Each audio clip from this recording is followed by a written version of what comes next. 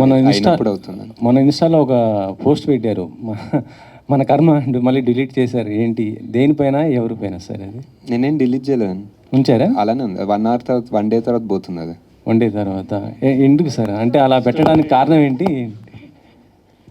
లేదు, అదేదో ఒక 400 ఎకరాలు తీస్తున్నారంటే ఇంకా మన కర్మ ఏం చేస్తాం అంటున్నా అంతే.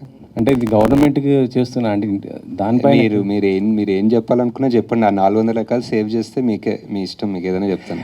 అంటే గవర్నమెంట్ ఏం కోర్టు కావాలంటే ఏదైనా సరే ల్యాండ్స్ ఇలా సెలెక్ట్ చేస్తుందంటే ఏదో డెవలప్మెంట్ కోసమే కదా చేసేది.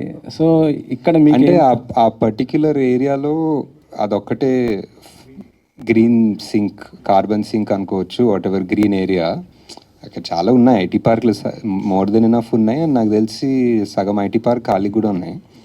So I feel if you really want to develop something, maybe Tier 2 cities అనుకోవచ్చు. ఐ డోంట్ నో, నాకు తెలియదండి. నేను ఇప్పుడు పబ్లిక్ దాని గురించి ఎగ్జాక్ట్ డీటెయిల్స్ ఎలా చేయాలో నాకు తెలీదు. బట్ ఐ జస్ట్ థింక్ ఒక 400 ఎకరాల చెట్లు కొట్టకపోతే మంచిది అనిపిస్తుంది.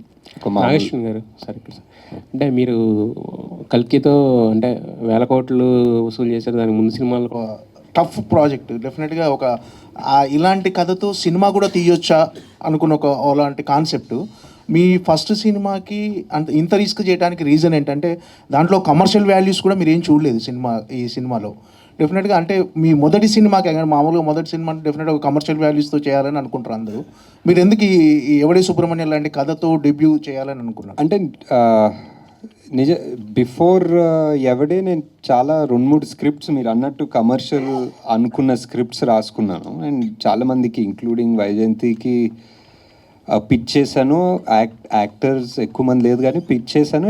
ఆ సోకాల్ కమర్షియల్, నాకు అర్థం అయిన కమర్షియల్ ఎవరు ఒప్పుకునే వాళ్ళు కాదు, అండ్ ఎవరికి అర్థం కాలేదు, ఒప్పుకునే వాళ్ళు కాదు, and it didn't take off. And ఆ టైంలో ఐ జస్ట్ ఫెల్ట్ ఆ ఫస్ట్ సినిమా అనేది అట్లీస్ట్ ఒకటి తీయాలి. మేబీ చిన్న ఇండిపెండెంట్ సినిమా లాగానో ఒక స్మాల్ బడ్జెట్ సినిమాలాగా తీస్తామని చెప్పి స్టార్ట్ చేసింది ఇది. ఎవరు ప్రొడ్యూస్ చేస్తారని ఒప్పుకుంటాం అనుకోలేదు ఆ టైంలో, బికాజ్ మీరు అన్నట్టే whatever, no commercial values whatever. So అలా తీసుకున్నాం. But it turns out this is what నానికి చాలా ఇష్టమైంది, స్వప్న ప్రియాంకకి చాలా ఇష్టమైంది. సో వీళ్ళందరూ ఒప్పుకున్నది ఈ స్క్రిప్ట్కి. సో ఇది యాక్చువల్లీ నా థాట్ ప్రాసెస్ కాదు, వీళ్ళందరి థాట్ ప్రాసెస్ వల్ల ఇది జరిగింది actually. Present audience mind set మారింది సార్. ఇప్పుడున్న అంటే 10 years ఎవడే సుబ్రహ్మణ్యానికి ఇప్పటికీ చాలా డిఫరెన్స్ వచ్చింది ఆడియన్స్ మైండ్ సెట్లో. కానీ జనాలంతా రూటెడ్ స్టోరీస్ బాగా ఇష్టపడుతున్నాడు. అంటే మామూలు ఓటీటీ వల్ల అన్ని లాంగ్వేజ్ల సినిమాలు అంటే ఓల్డ్ సినిమా చూడటం, వాటి వల్ల డిఫరెంట్ కాన్సెప్ట్ సినిమాలు ఇప్పుడు రెగ్యులర్గా ఎక్కువ ఇప్పుడు అవే ఇష్టపడుతున్నారు.